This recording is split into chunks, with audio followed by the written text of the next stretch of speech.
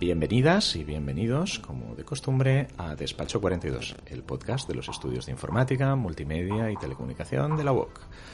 Y como siempre, estamos aquí, servidor, César Córcoles, también tenemos a Susana Tesconi. Hola. Y también tenemos al jefe, porque no nos hemos podido librar de él. Sobre esto volvemos en unos breves segundos. Dani Riera. Conseguirás que la gente me pille manía. Sí. Más manía. Efectivamente. En fin, no, pero vamos a ver, en este episodio, que es un episodio muy especial, porque por primera vez el Despacho 42 se va de excursión. Resulta ser que, Susana, eres consciente, ¿no? ¿Lo sabes? Dani nos abandona. ¿Cómo que nos abandona? Pues no sé qué aduce de que es el director y que tiene trabajo y que no se puede venir de excursión. ¿No te vienes de excursión? A diferencia de otras organizaciones, empresas, etcétera, aquí los jefes y las jefas trabajamos y mucho, ¿eh? Las jefas es posible y los jefes es posible. ¿Este jefe? ¿En serio? ¿El nuestro? Intento que no se me note. En fin, en cualquier caso, explicamos. Lo dijimos al final del episodio anterior. En Barcelona se está haciendo una exposición que se llama Gameplay en el Centre de Cultura Contemporánea de Barcelona, el CCCB, y esa exposición, que naturalmente va de videojuegos, lo que mola es irse con un verdadero experto, y en los estudios de informática, multimedia y telecomunicación de la UOC tenemos uno de los mayores expertos con los que es más divertido irse a visitar una exposición como esta. Se trata de Joan Arnedo, que es el director de nuestro máster de desarrollo de diseño y desarrollo de videojuegos, creo que es el nombre oficial. Sí, es el nombre probarlo. oficial. ¿La he acertado? No puede ser. Te lo dice una profesora del máster. Mira, si me equivoco voy a quedar muy mal, ¿eh? Y el otro día nos llevamos a Joan porque esto está grabado, chicos, tenemos que comunicar. Nos llevamos a Joan a ver la exposición, nos llevamos la grabadora, nos llevamos micros y nos lo pasamos en grande, ¿verdad, Susana? Sí, fue muy divertido. Fue muy divertido porque, bueno, una conexión impresionante entre dispositivos, recuerdos, experiencias, nostalgia. Estábamos ahí como los niños de Strange. Sí, el título del episodio, de hecho, debería ser 3 cuarentones se van a una exposición de videojuegos y lloran mucho con los cacharritos de los años 80. Sí. Nos lo vais a tener que perdonar. Y otra cosa que nos vais a tener que perdonar es que es nuestra primera grabación con unidad móvil, y que estuvimos en el Centre de Cultura Contemporánea de Barcelona en la exposición, y que en la exposición había más gente y había grupos de chavales visitando la exposición, y que nosotros estamos encantados de que eso pase porque hay que difundir la cultura del videojuego, pero vais a tener mucho más ruido del que es habitual en los episodios de Despacho 42, pero que aún así creemos que vale mucho, mucho la pena. Bueno, una grabación de batalla, que ya tocaba, ¿no?, ser un poquito más punkis. A las trincheras, ¿no? Un poco. Trincheras. Pues nada, Dani, fuera, os dejamos con la primera parte de nuestra grabación dentro del gameplay. Despacho 42, un podcast sobre tecnología para dummies, hecho por dummies. Y comenzamos la expo. Comenzamos la expo viendo que los videojuegos son más antiguos de lo que uno podría haber pensado, porque aquí tenemos un 3 en raya que es nada más y nada menos que de 1952. Podemos decir que básicamente los videojuegos son tan viejos como la informática, como mínimo, ¿no? Sí, yo pienso que ya cuando se inventaron los primeros ordenadores, alguien dijo, seguro que esto se puede usar para jugar. Sobre todo cuando les comenzaron a salir pantallas, ¿verdad? Sí. Eso, y tenemos aquí, eso lo veis, DEC PDP-10, DEC PDP-1 y el ETSAC, insisto, de 1952. Nada como un ordenador que ocupa toda la habitación, ¿no? Para los que nos quejamos ahora de que si una consola es demasiado grande o demasiado pequeña. Y primer videojuego de la exposición. El Pong es el clásico, ¿no? Que prácticamente es el primero que uno piensa cuando dice, ¿cuál es el primer videojuego? Pues aquí lo tenemos, el Pong. Cuando dice el primer videojuego más antiguo que se te ocurra. Difícil tirar más atrás que el Pong. No, 2 palitas, ni una bola, un cuadrado y las puntuaciones. Y creo que si pusieron la red en medio era para adorno, no para mucho más. Y estamos hablando de 1972 y estamos hablando de Nolan Bushnell, de Atari, de un clásico, ¿no? Sí, bueno, Atari, uno de los pioneros en Estados Unidos a la hora de empezar a crear los videojuegos, ¿no? A partir de aquí, que era una empresa que sería clave tanto en su subida como en su declive, que más adelante seguramente veremos. Seguramente, aunque no sé si está ET por aquí, creo que no lo tienen en la exposición. Quizás sí que está. Ajá. Vale, buscaremos. Llegamos, más videojuegos clásicos, tenemos Asteroids, Pac-Man, Donkey Kong. Casi nada, ¿no? Donkey Kong es el que mis hijas dicen el juego del gorila, que les encanta. Para que se vea que las nuevas generaciones también aprecian los juegos antiguos. Porque tenemos aquí a Joan Arnedo, director del máster de videojuegos de la UOC, de desarrollo de videojuegos. Desarrollo y programación de videojuegos. Ajá. Y 3 niñas. Y 3 niñas en casa, ahora en el colegio. Y 3 niñas que, mientras su padre trabaja duramente en la exposición de videojuegos. ¿Esto se lo vas a explicar? Sí, bueno, yo ya me conocen. Siempre dicen, a ver si nos llevas a más ferias de estas de juegos antiguos. Porque al final, si no tienes hijos para crearlos a tu imagen y semejanza, vale la pena. Efectivamente, los niños están para adoctrinarlos, para ¿no? adoctrinarlos. Joan está comprobando si el Pac-Man que tiene en la exposición funciona. Y el Pac-Man que tienen en la exposición funciona, es probable que nunca salgamos de aquí. Yo no soy profesional del Pac-Man. Ajá, ¿qué quiere decir? ¿Que cuántas pantallas nos podemos saltar sin problema? No. Es que además la IA de los fantasmas están... Yo no me la sé de memoria, pero cada uno tiene una estrategia distinta. Sus personalidades. Hay uno que te persigue directamente, otro que intenta flanquearte, otro que va medio al azar. Oye, una pregunta tonta, pero tu capacidad profesional de diseñar videojuegos y de programarlos, ¿te estropea el juego? ¿Me estropea el juego? O sea, que ves patrones o ves cosas que... Bueno, sí, a veces es como ver Matrix, ¿no? Ves los motivos por los cuales han hecho las cosas, pero para mí, incluso mejora, ¿no?, la experiencia, porque entonces puedes ver por qué se han tomado ciertas decisiones, ¿no? No es una caja negra. Bueno, cada uno tiene sus preferencias, ¿no?, a la hora de analizar cualquier medio. Entonces, a mí, en este caso concreto, no me molesta, ¿no?, el hecho de poder ver más allá, ¿no?, y ver el meta que hay detrás. Atención, noticia, hemos visto como Joan Arnedo se alejaba de un videojuego sin que le hubiesen matado. Y tenemos aquí... Los fantasmas no me persiguen. Lo he dejado en un punto muerto, que sin hacer nada, lo que decíamos de la inteligencia artificial, ¿no? Los he pillado en un punto en el que pasan de largo y no me matan. Es un grandísimo momento, ¿eh? Esto no se puede ver porque es un podcast, pero he colocado el Pac-Man en un sitio que la IA es incapaz de localizarlo y están pasando por el lado todos y no le hacen nada. Lo vamos a firmar. Para un momento, ¿me podéis volver a explicar esto de la batallita con Joan y el Pac-Man?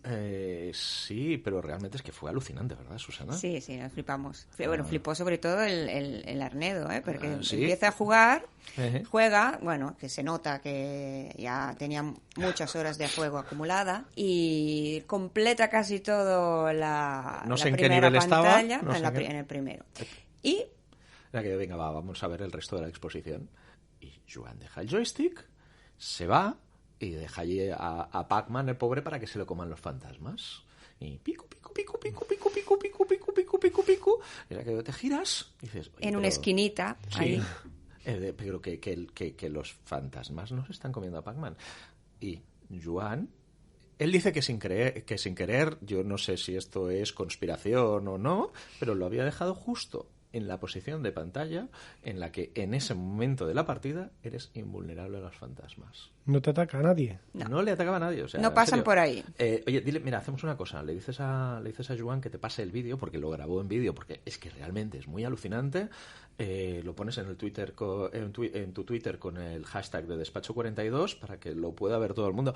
No nos estamos inventando nada, es verdad, y estamos tan sorprendidos como sonamos. Y si os parece, seguimos con la visita. Genial, vale.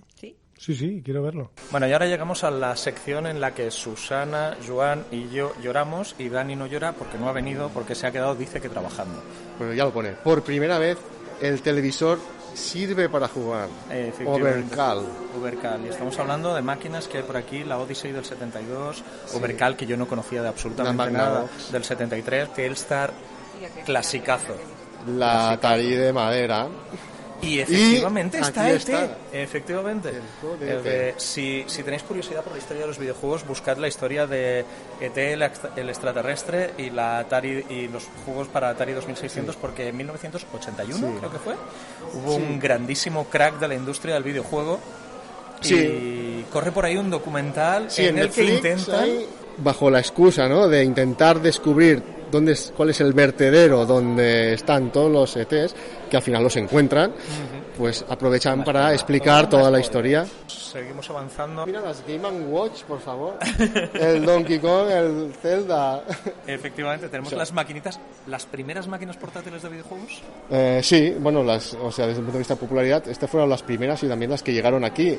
Entonces yo recuerdo, pues, eso, ¿no? Salir al recreo, y entonces el recreo, ¿tú qué haces con tus amigos? Pues te sientas en el banco de la plaza, de la calle, y cada uno jugando, te cambio la mía con la tuya. Porque claro, solo hay un juego, y a más, con el cristal LCD, con las imágenes preconfiguradas, ¿no? Que si apretabas se veían todas. Y entonces, bueno, una partida con la mía y después nos intercambiamos, ¿no? Los juegos, las consolas directamente, ¿no? Correcto, una consola, un juego. Y tenemos la consola, ¿no? La consola. Bueno, la NES, ¿no? Con el Super Mario Bros. Correspondiente. Pero bueno, aquí precisamente hablábamos del crack, ¿no? De Atari, ¿no? De cuando al final Estados Unidos y Japón fueron los dos puntas de lanza, ¿no? A la hora de propagar los videojuegos. Entonces, en Estados Unidos, Atari, se empezaron a crear muchos juegos que no eran de Atari propiamente, que eran de terceros. Hubo un momento en que se creó, juegos de muy baja calidad, que hizo que hubiera una desconfianza, hubo un crack, y quien vino a salvar el mercado. O sea, en ese momento podrían haber desaparecido los videojuegos como producto de entretenimiento a gran escala, pero vino Nintendo del mercado japonés, que creía firmemente, y vino a Estados Unidos, y la gente volvió a confiar, volvió a comprar, descubrió esta máquina que además, pues claro, no tenía que ver con el Atari, aun cuando hablamos de gráficos bastante antiguos. Sí, claro. Y básicamente Nintendo salvó el mercado de Estados Unidos de videojuegos.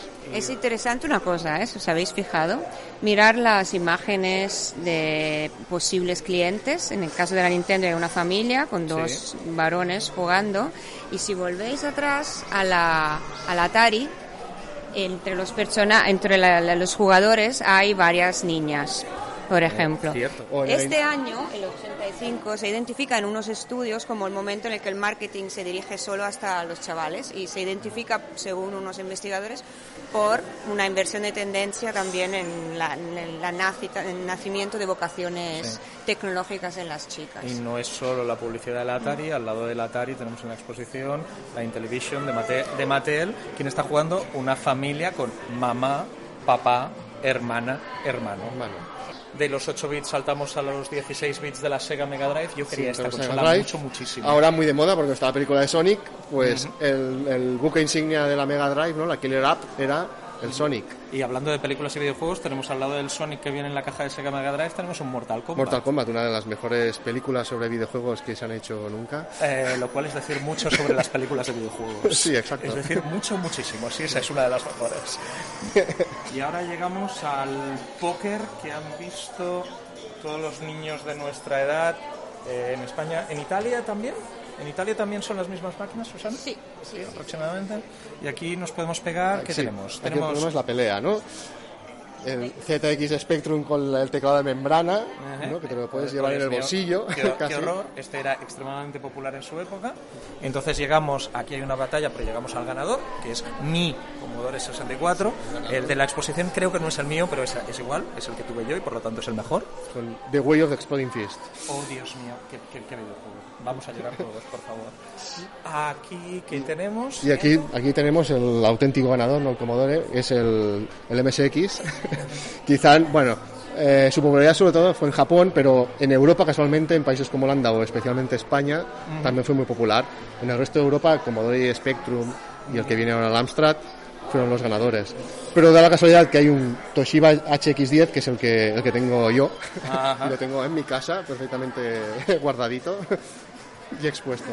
Por cierto, cosa que probablemente sepa muy poca gente, ¿la M y la S de MSX? Pues Microsoft Extended. El MSX tuvo el primer sistema operativo de Microsoft, antes que Windows y antes de MS2 y todo, donde hicieron las pruebas. Fueron en este estándar, en el MSX. Vale, y ahora vamos a parar un momentito la grabación porque está a punto de atropellarnos un grupo de chavales que está visitando la expo y nos tomamos una pausita. Advertencia: escuchar Despacho 42 puede tener efectos secundarios. Hasta podría hacer que aprendieses algo, ¿o no? Y aquí detrás tenemos... ¿Qué tenemos, Joan? Tenemos a la pulga. ¿Y qué es la pulga? pues uno de los primeros videojuegos españoles, ¿no? Aquí es donde empieza lo que se llama la edad de oro del software español. Y estamos hablando de que en esta época, hoy en día, desarrollar un videojuego de los llamados AAA, estamos hablando de grandísimos equipos de personas, ¿verdad? Sí, bueno, grandísimos desde el punto de vista de talento, ¿no? Pero estamos en una época en la que entre 2 o 3 personas puedes hacer un videojuego que después son superventas, ¿no? Efectivamente. Entonces, en esto sí que hemos cambiado mucho.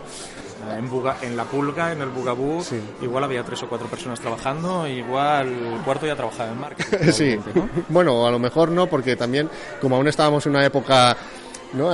Muy desde el punto de vista de aficionado, ¿no? De hacker, en la visión, ¿no? De alguien que le gusta trastear, pues bueno, lo veía como un entretenimiento, ¿no? El hecho del desarrollo, la visión comercial. Sí, yo hago mi videojuego y bueno, sí, después se ha de vender, ¿no? Pero a mí lo que me gusta es hacer el videojuego. Interesante. Sí, en esto tampoco hemos cambiado tanto, pero bueno, es un punto de partida. Bueno, de hecho, al videojuego de creador volveremos dentro de unas cuantas etapas de la Expo y podremos ver cómo esto al cabo de un tiempo volvió y ahora vuelve a ser extremadamente importante. Sí, es lo que llamamos la época inicial, ¿no? De la de oro sería cuando ser indie era lo normal. Efectivamente, llega la industria. No había el concepto de indie porque todo el mundo era indie. Pues no había otra cosa. Seguimos por la Expo y aquí tenemos los referentes. Los referentes, no son videojuegos, son los juegos. ¿Qué es lo que imita el videojuego, ¿no? ¿Y qué tenemos aquí? ¿Juegos de mesa? Juegos de mesa, juegos de rol. Tenemos un white box de Dungeons and Dragons. Tenemos Eso tiene que tener un valor, ¿eh? Sí, este de aquí en concreto, si no es una reproducción, es bastante interesante. Y al lado, yo también lo tenía, el juego de Star Wars, de Western Games. ¿No? Porque, bueno, aunque se ha basado en una película, pues también hay unos cuantos juegos. Y evidentemente al lado, el libro que basó Dungeons antes de Dragones y Mazmorras, el libro que los domina a todos, ¿no? Y en el que parte todo. Un señor que se llama J.R.R. Tolkien. El Señor de los Anillos. El Señor de los Anillos. Con un poco de ciencia ficción y los mitos de Cthulhu. Y con esto... Otro que domina a mucha gente. Al igual hay dos. Pero dos escuelas. El tema de Lovecraft es interesante porque creo que el juego de rol de la Hermandad de Cthulhu es uno de los que hizo que se popularizara más que al revés. Clarísimamente con las inspiraciones del videojuego están en estos medios que consumían los creadores de los videojuegos de la época. Exacto, o sea, es el fan expresa el producto que consume en otros medios mediante los videojuegos, así crea sus historias. ¿Qué más tenemos? Tenemos por aquí, a mí esto me encanta. Yo cuando vine el otro día, porque no es la primera vez que vengo a la exposición. También tenemos unos cuantos, los libros de... Cuarentones. Elige tu propia aventura. Elige tu propia aventura. Yo tengo unos cuantos de estos. Yo todavía conservo alguno por casa de mis padres. Incluso hay... Y después a partir de aquí pues salen los cómics, salen las series, ¿no? El videojuego pues va más allá, ¿no? O vuelve al origen, en cierto modo. De acuerdo. Bueno, sigamos con la exposición. A ver, ¿de qué juego estamos hablando ahora mismo? Este es el Life is Strange. Ajá. ¿Y qué es lo que comentabas? ¿Fuera de micro sobre Life is Strange? Fuera de micro. Bueno, al final, aunque nos gusten los videojuegos, ¿no? Cada uno tiene sus géneros que le gustan más o le gustan menos. Y a qué público está dirigido, ¿no? A quién intenta transmitir estas ideas, estas sensaciones. Entonces, sobre todo, el protagonista pues es una adolescente con una amiga con un conjunto de problemáticas. Entonces, bueno, yo al final, como no soy una chica y no soy adolescente, pues aunque intelectualmente podía valorar, ¿no? Que este es un juego muy bueno, pues no llegué a meterme dentro suyo. Y aquí estamos hablando un poco igual que antes, que tenemos el príncipe que salva a la princesa y cómo comenzar a jugar a videojuegos. Si te puedes identificar con el personaje es bastante más fácil y cómo, a pesar de que estamos dando pasos adelante, los videojuegos han sido siempre y siguen siendo bastante una cosa pensada para un público masculino, probablemente más de lo que necesitaríamos, porque, bueno, lo que dicen, ¿no? Los casual games, y no solo los casual games, el público femenino está ahí y juega. Son más neutros, o también juegos como este, ¿no? Chicas que juegan temas que tienen una narrativa potente, ¿no? Suelen gustar, pero también tampoco se puede generalizar, yo creo. Probablemente lo que es más abstracto es lo que es más gender neutral, ¿no? Sí, porque... O sea, jugar al Tetris es fácil, tengas 6 años, tengas 96 años, seas hombre, seas mujer, te identifiques con lo que sea, el Tetris sigue siendo el Tetris. Sí. Esto es lo que hay. Oye, a mí este, yo confieso que no llegué a jugar nunca, he leído bastante sobre el videojuego. Es muy divertido. Bueno, sí, si te gusta sufrir. Sí. Estamos hablando de Papers, Please. Papers, Please. Este juego, de hecho, cuando haces la asignatura de Game Design del máster, es uno de los que tienes que jugar. En la visión esta, ¿no? De que nuevamente volvemos a unos gráficos donde no se busca el hiperrealismo, ¿no? Son esquemáticos, ¿no? Recuerdan un poco los pixel graphics, pero ¿cuál es el objetivo? El objetivo es la historia y más allá de la historia lo que te transmite, ¿no? ¿Cuál es la historia? Bueno, en este caso tu rol es un poco extraño, es muy rompedor, ¿no? Tú eres el vigilante de fronteras de una república, bueno, una península soviética, ¿no? Entonces tú has de decidir si alguien puede entrar o no puede entrar en el país. Entonces, al principio es muy fácil, simplemente, bueno, has de mirar los papeles, están en regla, está caducado, la foto es correcta, pero poco a poco entran otros factores. Te viene un guardia y te dice, oye, yo cobro por cada uno que detengo, te doy dinero si enchironas a alguien que no toca. O alguien te dice, mis papeles están caducados de hace 2 días y mi padre está enfermo, tengo que cruzar la frontera. Entonces, bueno, aquí también nuevamente puedes decir, es muy fácil porque hay un bien, un mal, le puedo perdonar al que ha caducado, pero resulta que tú tienes a familia y cobras por cada cosa que haces correcta, y si te pillan haciendo trampas te penalizan y hace frío o no puedes comprar la comida, tu abuelo se pone enfermo, necesitas esas 10 monedas. ¿Qué harás? Como en Europa podemos hablar de cosas que pasan, que son como estas, y que no es ciencia ficción y que no son videojuegos. Entonces realmente te ponen en el papel de qué es lo que harías tú, ¿no? En una situación donde no hay el bien ni el mal, ¿no? Es simplemente una situación conflictiva y has de decidir, y todo tiene una consecuencia. No estamos hablando de un videojuego que sea un entretenimiento puro y duro. Jugar a esto por entretenimiento es complicado, diría yo, bueno, ¿no? si fuera por entretenimiento sería un juego de comparar patrones del nombre es el correcto y tal. Juegas, es una experiencia, ¿no? Nuevamente de empatía, de ponerte en la situación, tanto de tú como jugador, de cómo estás, como de los personajes que van apareciendo. Entonces, este es el valor realmente de juegos como este, ¿no? Que van más allá de o solo la historia o solo los gráficos, o incluso del tipo de mecánica de juego, que descrito tal cual, tú dices, eres vigilante de fronteras y has de ver si los papeles están caducados. Dicho así, suena muy aburrido, pero cuando te pones en la piel del personaje, cambian las Divertido cosas. Igual no, pero aburrido seguro que tampoco. Tampoco ¿no? Es aburrido. A lo mejor no puedes dormir alguna noche. Pensando en las decisiones que has tomado. Llegamos a la zona indie, de la que ya hemos hablado antes en este episodio del podcast, hace escasos metros. Este es un podcast que se mueve. Y hablamos de probablemente el videojuego indie español por excelencia. ¿Sí? Sí, o sea, este fue el bombazo, ¿no? Reciente, que tenemos aquí a Gris. Gris, no Gris la película. No Gris de Travolta, sino Gris de El color. ¿No? Que hay quien se confundió. ¿Qué es Gris? Desde el punto de vista solo de videojuego estrictamente, ¿no? Es un juego de plataformas, ¿no? En el cual tú vas ganando distintos poderes y vas avanzando. Pero aquí nuevamente nos encontramos el videojuego como medio de expresión, ¿no? Desde el punto de vista, pues, tanto de la puesta en escena, ¿no? Del grafismo, ¿no? Los sentimientos que quiere expresar, y sobre todo de la banda sonora, que es muy importante. Entonces, por detrás de este juego de plataformas en el que, bueno, tú debes avanzar y escalar y ganar poderes, pues bueno, hay una historia, pues, sobre la depresión, ¿no? Sobre cómo alguien intenta superar, ¿no? Su depresión, ¿no? Y ante ciertas dificultades, pues seguir adelante y llegar hasta el final. Entonces, todo este estilo gráfico característico más la ambientación musical realmente es muy interesante. Es muy intenso. ¿Y qué opinas? Yo cuando lo estoy jugando, estoy a punto de acabarlo, me está gustando mucho. Pero los elementos narrativos me recuerdan muchísimo a Monument Valley, que es otro juego que he amado de una forma bastante. Yo y muchas otras personas. A 20 metros de distancia. Y aquí está Journey también, que sí, ¿no? Tiene un aire, ¿no? Y me parece que los elementos narrativos son muy, muy similares y no se declara una afiliación o una, ¿cómo decir? Vale, me ha inspirado este juego, ¿no? Sí, bueno, al final... Me ha sorprendido un poco porque, bueno, el tipo de personaje, también a nivel visual hay cosas que recuerdan mucho, o el hecho que una niña, una chica, y bueno, se mueve en un entorno muy similar, y la forma de pasar de un nivel a otro es muy similar. Bueno, al final... Todos se inspiran en otros, ¿no? Mucho. Pero sobre la parte esta, ¿no? De puesta en escena y de la música, hay una anécdota bastante interesante, ¿no?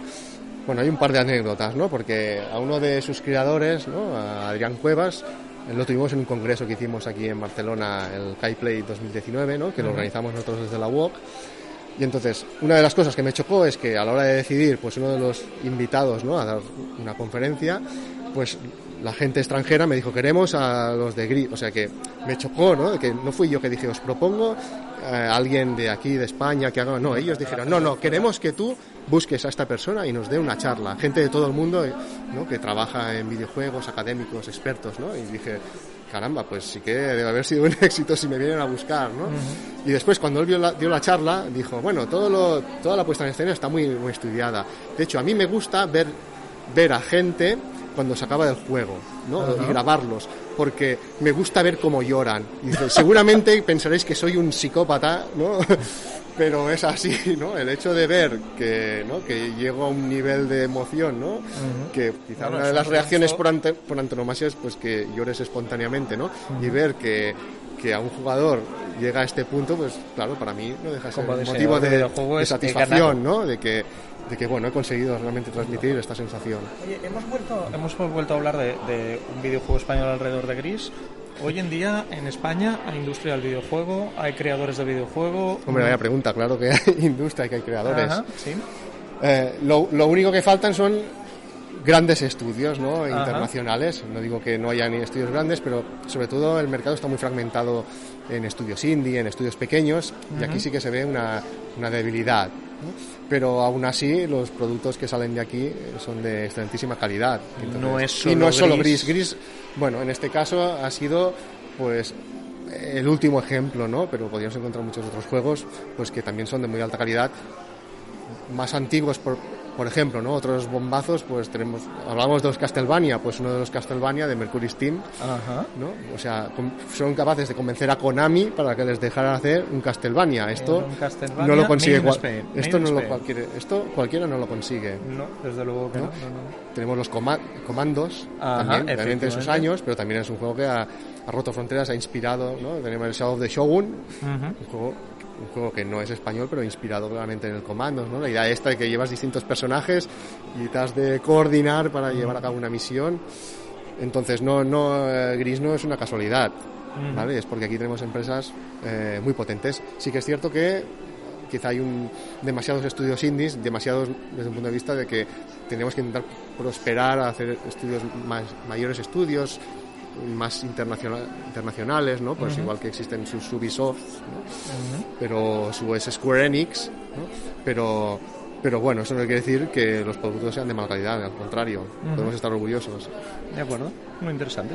Yo cierro el micro y entonces Joan dice cosas interesantes y esto no se lo vamos a perder nunca.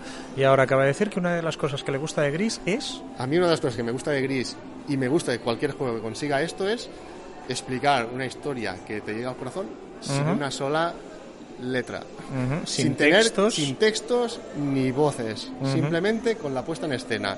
No has de leer. Y la música, bueno, la puesta en escena, los gráficos y la música, o sea, sin tener que escribir ni una sola línea de texto, a mí consigue explicar la historia. Esto es algo que no es solo del mundo del videojuego. A mí esto me trae a la cabeza la historia de una de mis pelis favoritas, que es Blade Runner. No sé si recordáis, pero en una de las 18.314 ediciones que se han hecho de Blade Runner, la que se proyectó en cines en su momento, en el 82, hay un voiceover, una narración de Harrison Ford que explica cuál es su profesión y no sé qué y no sé cuántos y qué le ha pasado, y eso el director de la película opina que es una grandísima derrota haber necesitado ese texto para explicar esas cosas. Yo en aquel momento, pues eso, viendo esa peli probablemente más jovencito de lo que debería, porque yo tenía 9 años, A mí esa narración me parecía perfecta y esa voz en off me parecía maravillosa, pero ahora lo ves y dices, vale, sí, es una derrota de la persona que explica la historia tener que necesitar esa narración que él originalmente no había querido poner. Al final, para que un medio evolucione, ha de saber utilizar sus fortalezas, aunque se inspira en medios anteriores, en el cine, en la música, ¿no?, en los libros. Un medio evoluciona cuando utiliza sus herramientas que son propias, que no simplemente traslada. Tengo un libro súper bueno, el mejor que se ha escrito nunca, el mejor. Pues pongo la letra en una pantalla y entonces este juego ha de ser buenísimo porque el libro era muy bueno. No, porque es otro medio. Cada medio ha de utilizar sus fortalezas. Eso es subjetivo, pero a mí me gustan mucho los juegos que con el mínimo de letras o aunque no te las leas, tú puedes meterte dentro del juego. Porque están usando los mecanismos narrativos propios y originales de los videojuegos. De los videojuegos que no tienen otros medios. Sigamos. Jamás se ha hecho un juego como ese, dice Joan, porque ahora, justo hablando de narración, y entramos en una zona de videojuegos que lo de la narración les da bastante igual, ¿no? Pues las historias están bien, pero en el mundo de los videojuegos a veces son prescindibles, ¿no? O sea, sí que es cierto que los grandes juegos siempre detrás hay, sí, es que la historia te ha emocionado, pero ¿te imaginas un juego que es solo una pantalla y haces todo el rato lo mismo y la música siempre es la misma y te encanta el Tetris? Pues el Tetris, ¿no? Un clásico. Y bueno, y también desde este punto de vista, ahí lejos, lástima que hay alguien jugando, ¿no? Entonces no podría ir yo y estar 5 horas. Es el que digo, es uno de los juegos que me dio... ¿Sus hijas le agradecen mucho a la persona que está jugando con qué videojuego? Bueno, es el juego que considero que demostró que hay vida más allá, ¿no?, de que se puede ser original hoy en día. Bueno, ya tiene unos años ¿no? Pero sí, que a veces se puede romper moldes y demuestra que aún es posible ser original en los videojuegos y que en Japón ciertos tipos de drogas son legales. Porque es el Katamari Damacy. Vamos a ver, intentemos explicarle a alguien que no ha visto nunca el Katamari Damacy de qué narices va. Pues es muy fácil. Tú eres el príncipe del universo. No es nada fácil. Eres el príncipe del universo y tu padre te envía por distintos escenarios de Japón como habitaciones o pueblos y entonces has de hacer estrellas. ¿Cómo haces estrellas? Tú tienes tu katamari, que es una bola con pegamento que va pegando todo aquello sobre lo que tú pases. Tú vas arrastrando la bola como un escarabajo pelotero.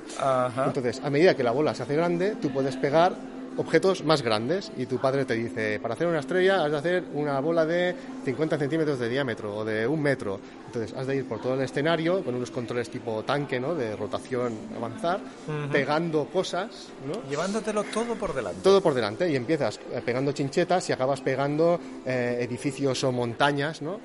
Todo al ritmo de una música infernal que es como haberte bebido 3 Red Bulls. Y que se mete en la cabeza de los papás y mamás de todos los niños que han jugado con este videojuego durante 5 horas seguidas. Sí, cuando acabas de jugar, durante 2 o 3 días aún tienes las musiquitas en la cabeza. De acuerdo. Aquí tienes el Monument Valley. Tenemos el Monument Valley, la segunda versión de Monument Valley. Esto es lo que te gustaba, Susana, ¿no? Sí, la primera me gusta más, pero estamos hablando del videojuego que le enseñas a alguien a quien no le gustan los videojuegos para que no diga que ya no le gustan los videojuegos, sí, ¿no? Yo aquí me rindo intentando explicar esto porque es un videojuego de plataformas. ¿Cómo lo clasificaríamos? ¿De puzzles? Sí, es un videojuego de plataformas, pero con elementos de puzzle, ¿no? Claro, es imposible decir, es un videojuego de X y solo hay una X. O sea, todos los videojuegos mezclan cosas. Entonces aquí cada nivel es un puzzle y para superarlo te desplazas por plataformas, ¿no? Lo único que juega con las 3 dimensiones, ¿no?, girando el escenario, de manera que cambias por donde tú puedes avanzar para llegar hasta tu meta. Y con un rollo zen y de crecimiento personal también. De música tranquila. La música muy chula. Esta no es la del Katamari, esta es de relajación. Sí, esta papá, si está trabajando en el despacho de al lado, probablemente no vaya a venir con ganas de tirar al niño por la ventana y que deje de jugar. Sí. Y bueno, como está para móvil y para tablet, pues para los niños está bastante bien. Y bueno, y también rompe un poco con los esquemas de los juegos de móvil de hoy en día, ¿no?, de monetización y repetir siempre lo mismo. Ahora que dices esto, nos va a arrancar la cabeza Dani. Dani había dejado la pregunta de Dani para Joan Y bueno, Joan, tú ya conoces a Dani, por lo tanto no hace falta que te expliquemos que ahora se te viene encima algo que es difícil de explicar, pero es lo que pasa y es el jefe. Es el jefe, pues es el jefe, se va a obedecer. Hoy mi pregunta es para un amigo. Mi amigo está interesado en evaluar una Nintendo Switch. ¿Crees que puede justificar la adquisición de esta regalándosela a su hija que cumplirá 5 años en junio? Muchas gracias. Utilizar a tus hijos para poder comprar consolas está absolutamente justificado. De hecho, Joan esto no lo ha hecho nunca, ¿verdad? No, nunca. Yo solo convencí a mi hija para que compráramos a medias la Wii U. Su dinero, con el dinero de su cumpleaños y con el mío. Igual, Y bueno, también, por ejemplo, mi cuñado compró la Wii para su hija pequeña, también de 7 años, y el juego que compró con la consola era Resident Evil, porque como se puede saber es para niños pequeños. O sea, que le podemos decir a Dani que esto de que pregunta para un amigo no se lo cree ni él ni absolutamente nadie. Solo está buscando poder echarme las culpas a mí, porque él lo va a hacer igualmente. Pero esto a mí me lleva a pensar un momento en si hablas de videojuegos en una audiencia general, hay papás y mamás y automáticamente se levanta una mano y es aquello de pero le dejo a mi hijo, hija, hijos, hijas jugar con la consola, jugar con el móvil, jugar con la tablet, jugar con el ordenador, le dejo media hora, le dejo 3 horas, no porque esto es muy malo y prefiero que vea esos programas que tenemos todos en la cabeza de la televisión, de esas cadenas hay cosas que tenemos todos en la cabeza. De gran calidad, sí. Pero no queremos que nos denuncien, no sé que no haremos nombres. Efectivamente. Pero todos sabemos cuáles. Pues claro que sabe dejar jugar. Entonces, no hay una fórmula que puedes decir, hay que jugar X horas y por encima de esta cantidad ya es malo. Desde el punto de vista, uno lo que ha de ver es, bueno, como cualquier otra actividad, ¿no? Como es malo estar todo el día leyendo, todo el día mirando la tele. Entonces, lo más importante es medir qué es lo que se deja de hacer y si jugar se crea como una actividad compartida, ¿no? Que después no es algo que se esconde, sino con el que puedes hablar con tus hijos, ¿no? Y no te ocultan nada, y entonces incluso puedes compartir, porque como habíamos visto, los videojuegos tienen unos años, entonces incluso sí, que ahora ya estamos hablando de generaciones que tienen niños que tienen muchos años de sí, videojuegos, ¿no? Entonces ya es muy fácil, ¿no? Compartir, encontrar, hoy en día que hay tantos tipos de juegos, encontrar un juego que nos guste a todos. Bueno, hoy en día, si miras las edades, ¿no? De gente que juega, hay gente bastante mayor que juega videojuegos. Bueno, mi madre juega videojuegos, no jugará al Call of Duty ni al Fortnite, ¿no? Pues juega en la tableta, otros más de tipo puzzle o este estilo, ¿no? Entonces no va a haber ningún problema. Entonces, es más, lo que se deja solo es malo cuando dejas de hacer cosas, pero no por el hecho intrínseco de jugar. ¿Pero crees que la tipología del juego influye? Bueno, en positivo, quiero decir, ¿eh? No quiero hacer un discurso, son violentos. Sí, no, en positivo o negativo. A ver, los videojuegos son igual que las películas, ¿no? Hay el código PEGI, en el caso de Europa, ¿no? Que dice, pues esto es la edad recomendada, ¿no? En este caso, pues hay una regulación y por lo tanto nos ponen los deberes un poco más fáciles. Yo puedo ir y decir, a ver, ¿qué tipo de cosas problemáticas hay? Violencia, discriminación, hay temas de juego, cosas que pueden causar miedo, ¿no? Y después una recomendación de edad. Lo mínimo que podemos hacer es, como mínimo, ser coherentes, ¿no? Y seguir estas recomendaciones. Y después le compramos un juego para 16 años a un niño de 8 y nos quejamos de que es un mal ejemplo, ¿de quién es la culpa realmente? Estoy de acuerdo. ¿Y tú un juego que dirías que es tan inspirador o que es transformador para una niña, un niño de 8 a 12 años, ¿cuál sería? Bueno, ya lo has dicho, yo creo que el campeón, o sea, el gorila gigante King Kong que los destroza a todos es el Minecraft. Y en este caso yo también con mis hijas lo vivo, ¿no? Que les gustan distintos juegos y bueno, pues a lo mejor yo les puedo decir, quizá no tendrías que jugar tanto, no es tan positivo.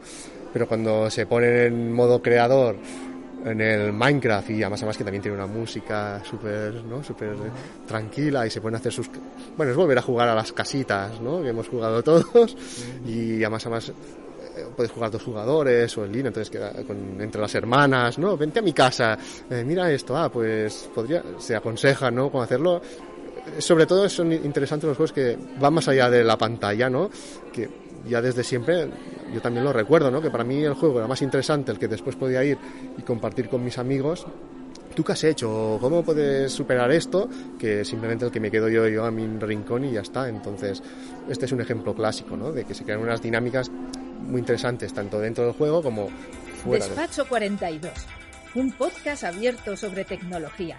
porque la tecnología es demasiado importante para dejarla solo en manos de tecnólogos. Llegamos a una sección en la que se habla de otro concepto que yo había oído citar alguna vez, pero que no conocía demasiado: Empathy Games. ¿Qué es eso? Bueno, aquí otra vez volvemos a romper un poco el molde, ¿no? De más allá de las tortas, ¿no? O rescatar princesas, ¿no? Y del concepto de videojuego como mecanismo de expresión, no simplemente del entretenimiento. Entonces aquí, pues en la pantalla precisamente tenemos un juego que yo he jugado, que es el Papo y yo. Creas un juego como mecanismo de expresión de un sentimiento que tú, ¿no?, quieres comunicar a los demás, ¿no? Porque has tenido una mala experiencia o has pasado por una mala etapa. Entonces el juego es tu mecanismo de expresión. No está tan dirigido, ¿no?, al jugador, sino es tu herramienta para ti, ¿no?, para poder superar esa mala experiencia, ¿no? Entonces, en el caso por ejemplo, de Papo y yo, pues bueno, pues el creador, pues cuando era pequeño explicó, ¿no?, que había sufrido maltrato y tal, y mediante este juego es como representa, ¿no?, el Papo de este juego, pues al final de la historia, pues representa, ves, que es su padre, que es alcohólico, ¿no? Entonces entiendes por qué el monstruo a veces sin que venga a cuento te golpea, ¿no? Porque pues es cuando venía a casa borracho, ¿no?, y le pegaba. Entonces, pues bueno, es más allá, ¿no?, de que el jugador lo entienda, también fue la manera como él expresó todas estas cosas que habían quedado dentro suyo. Pues alguien haría un libro, alguien haría un cuadro. Esta persona hace un videojuego, ¿no? O bueno, hay otro juego también muy conocido, ¿no?, que es el de Dragon Cancer, ¿no? Que en este caso pues también es muy triste, ¿no? Es de alguien que perdió un hijo a causa del cáncer, ¿no? Y utiliza, y bueno, pues claro, es algo devastador. Entonces la manera como, ¿no?, intentó superarlo, ¿no?, y lo consiguió, pues bueno, es expresando todo lo que sentía a través de la creación de este videojuego. Pero empático es porque también crea una experiencia vicaria en el jugador tan fuerte que puedes entender posturas o experiencias. Yo he escuchado entrevistas de gente que ha jugado a este videojuego sobre el cáncer, que claro, es un videojuego terrible en el que tú sabes que vas a perder de la manera más es imposible ganar, ¿no?, en el sentido típico del videojuego. El cáncer en este videojuego va a ganar al final de la partida. Entonces, va a matar al mundo. Hay muchos factores, ¿no?, pero en este caso uno de los que me parece interesante nuevamente es la visión del videojuego, ya que va más allá del jugador, que va hacia el creador, ¿no? No es solo el mensaje que yo quiero transmitir, es la creación del videojuego como mecanismo para que el creador supere un trauma, como es un medio más de expresión, y que luego puede ayudar, una sublimación sería. Sí, ¿no? Puede ayudar o no a una persona que ha pasado por una experiencia similar, y puede intentar ayudar a entender esa experiencia a alguien que afortunadamente no va a pasar jamás por una experiencia así de traumática. Igual que pintores han tenido su época oscura, entonces durante una temporada hacen unos cuadros, ¿no?, de una temática concreta, pues esto también ya sucede en los videojuegos. Es un mecanismo expresivo potente, porque claro, al ser inmersivo te da muchas posibilidades de comunicar y de expresar todas las facetas de puedes escribir una obra de teatro que envuelve al jugador y que responde a las acciones del jugador y que le da una experiencia. Pues no vamos a minimizar, desde luego, la expresión artística, que es el teatro o cualquier otra expresión artística, pero que te permite lujos nuevos y que te permite eso, lo que decías tú antes, ¿no? Es de puedo explicar una historia sin letras porque estoy en un videojuego, y puedo expresar una determinada sensación, un determinado sentimiento de una determinada manera porque no estoy en una película, que es un genial método de expresión, porque no te estoy escribiendo un libro, porque no estoy pintando un cuadro, porque estoy creando un videojuego y me permite unas normas diferentes. Bueno, y que el proceso de crear es terapéutico para el propio creador, no solo para el jugador.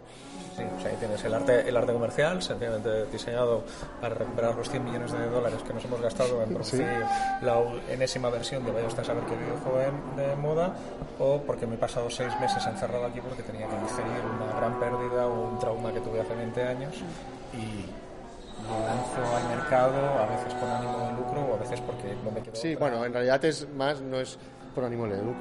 Bueno, en el caso, por ejemplo, del Dragon Cancer, lo lanzó, para recuperar el dinero, ¿no?, desde el punto de vista, ¿no?, de la enfermedad de su hijo, pero en realidad el objetivo es por el placer del arte, ¿no? Es por el juego, por la creación del juego en sí, no como producto para ser vendido. Para elaborar el dolor, ¿no?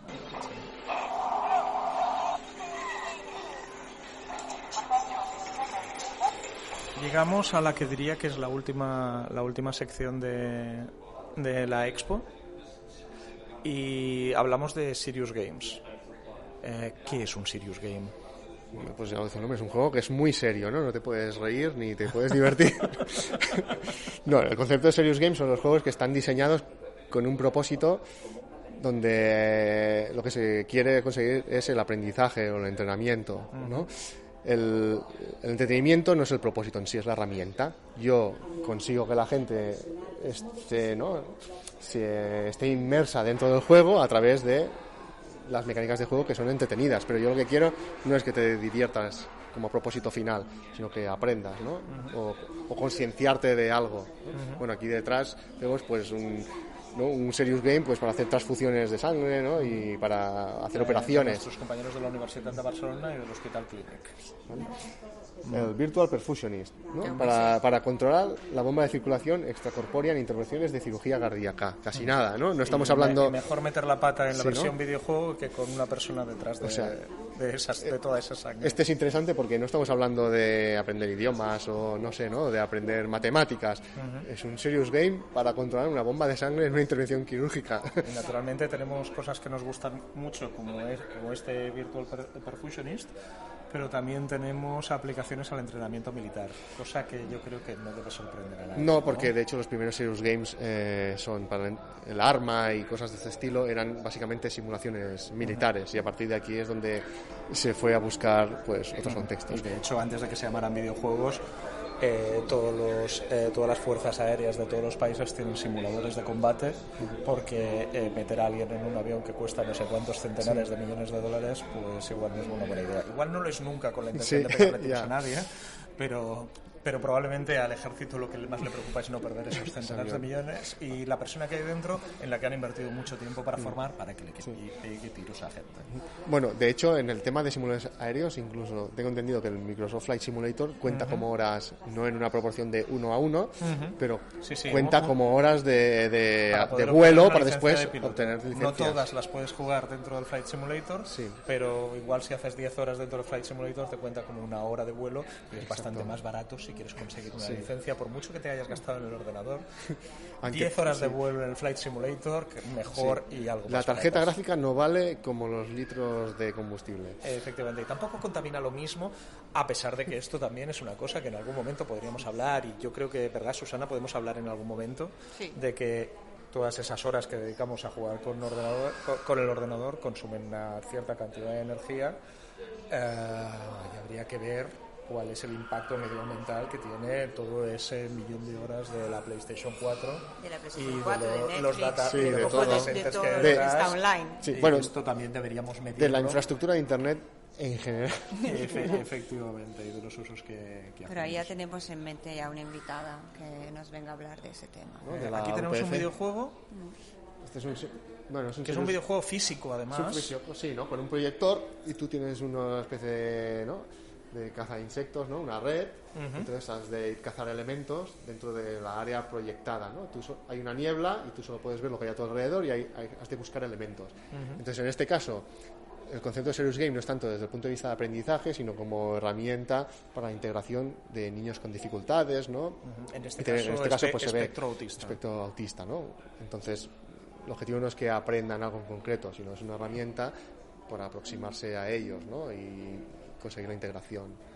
Oye, yo creo que nos han echado mucha bronca desde comunicación porque hacemos unos episodios de podcast demasiado largos, o sea que yo creo que vamos a tener que dejar de poner las grabaciones con Joan en Gameplay, la exposición del CCCB que hemos estado visitando en este episodio.